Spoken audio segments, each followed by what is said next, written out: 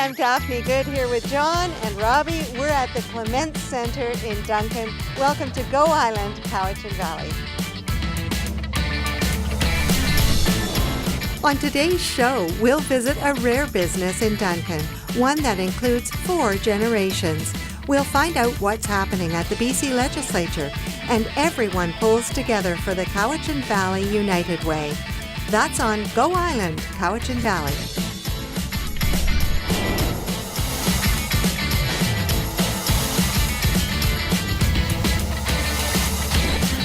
Go Island is brought to you by German Auto Import Network.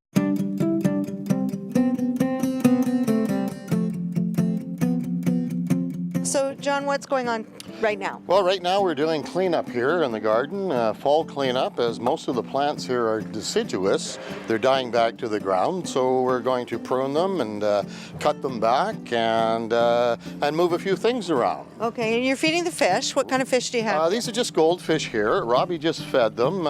They're getting quite tame. Normally they come up to the surface whenever somebody approaches the pond with food. Today they're being a little on the shy side. Yeah, they must see our camera, I guess. But it's part of the sensory garden here with the sights and the sounds of the water. We also have bird houses here, which are occupied. They've had 2 batches of young this year, and with the trees that we have growing here, they've taken on to living in the garden here almost full time. That's great. Well, you're a community support worker, correct? Community support worker and the horticulturist and horticultural therapist here for Clement Centre. And you teach yoga.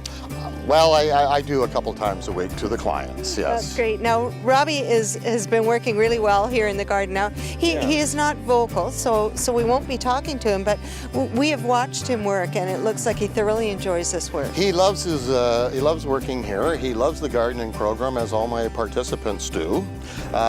He's always willing to be involved in any task that you give him.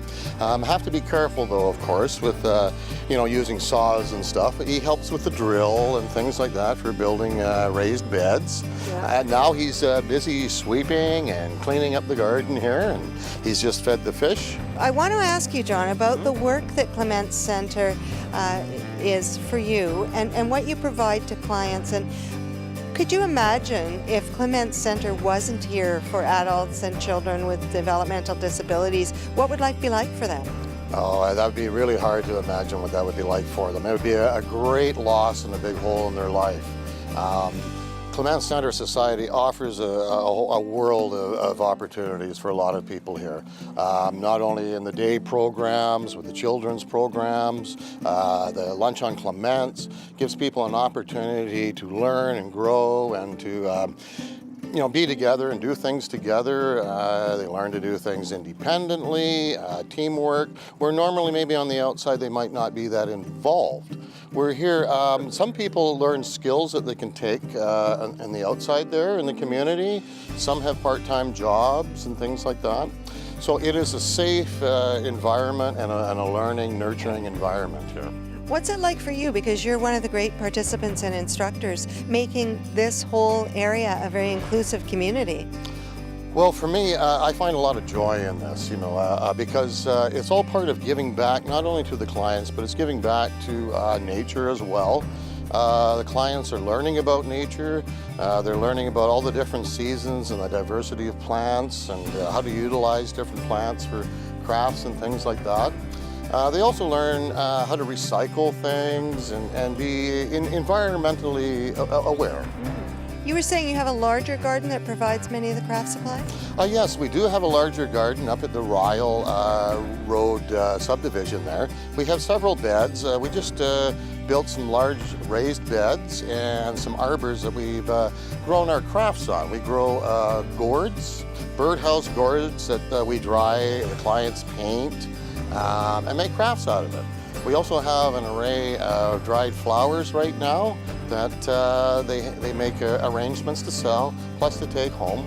And they take the pride and the joy in the fact that they started that from seeds and they grew that themselves. You can help me with a bucket. There. We'll cut back some of these plants that need to be cut back, okay? Yeah. So these hostas we're cutting back right now because we don't want to invite any bacteria, molds, or anything into the garden. Once everything's cut back, we do a top dressing of compost and stuff, which we create ourselves through kitchen scraps and whatnot. And that's what makes everything grow so lush here in the spring. So all this gets cut back, unfortunately, but it's that time of year. Robbie, if you could grab the bucket for me, please, that'd be great, pal. Robbie is very helpful. Robbie lives on a farm, so he's busy there. He gets experience there as well. We have a number of lily bulbs in here as well that poke up through the plants. And all our spring bulbs are planted in such a way that the foliage, when it dies back, is hidden by the new perennials that come up through the ground.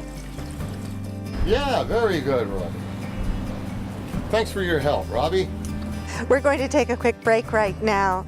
Well, even though the House is not sitting, our Sean Leslie finds plenty of business at the BC Legislature. This Week in BC is coming up after the break.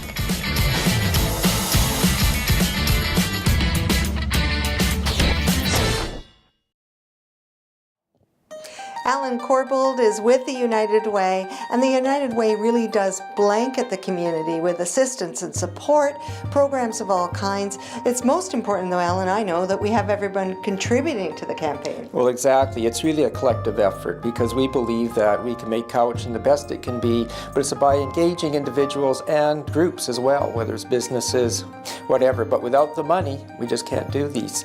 But this is what you've seen today is one of the programs that we support, but it's one of over 15 that we support within Cowichan Valley.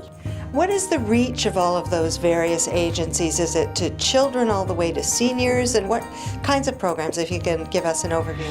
Well, basically it covers everybody, right from 0 to the seniors.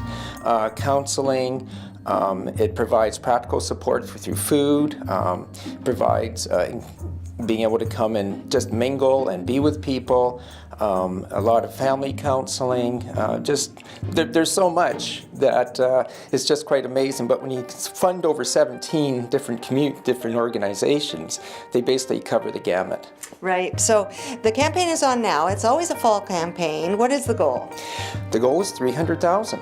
And we can do it. Yeah. And we do have some fundraisers coming up as well people can participate in. We have the Run for the Claws, which is our Santa Run. So you can go to our website, find out how you can put in a team, buy a suit, and do some fundraising for us. You buy the Santa suit from us. Oh, perfect. We got it. And so if you buy the Santa suit, that's one thing. But also we'd like you to raise pledges, put in a team, and try to just raise as much money as you can for us. And it's a lot of fun. It's just a great run.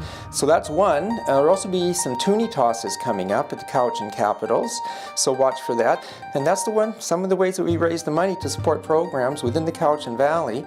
And everything raised by United Way Cowichan stays in the Cowichan Valley. Yeah, I love that part. So, of course, you've said that you reach an awful lot of people, and every person participating is important. I know from watching a lot of United Way campaigns, if you put in a toonie or a loonie and you add them all together, we can do the math. You'll reach your goal. Absolutely. It's just every bit helps. It really does add up. So whether you're giving us a toonie or you're giving us $500, it all adds up to a great goal.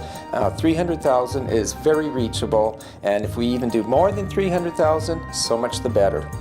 Now, we will show you how some of the money is spent at the Clement Centre, which is offering all sorts of support for those people with developmental disabilities.